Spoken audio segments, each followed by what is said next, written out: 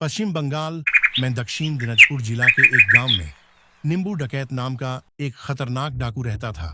लंबा चौड़ा कद, लाल कुर्ता और हाथ में हथियार उसकी पहचान थी। गांव के लोग उससे खौफ खाते थे।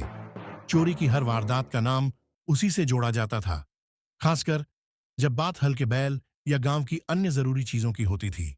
नींबू हमेशा अकेला रहता था। उसकी चालाकी और ताकत से कोई उसे पकड़ नहीं पाता। लेकिन एक दिन जब गांव में एक और बड़ी चोरी हुई तो सबका शक फिर से नींबू पर गया। लेकिन हैरानी की बात यह थी कि उस दिन नींबू गांव में था ही नहीं। तो आखिर चोरी किसने की थी? अगर इसकी एपिसोड आगे देखनी है तो चैनल को लाइक और सब्सक्राइब कर दे।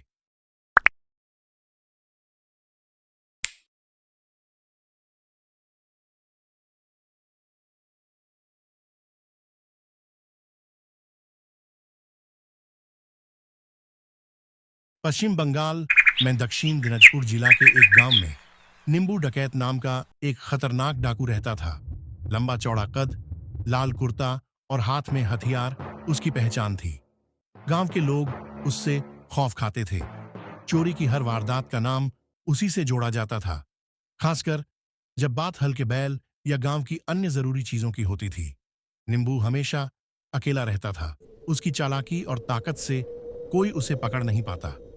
लेकिन एक दिन जब गांव में एक और बड़ी चोरी हुई तो सबका शक फिर से नींबू पर गया।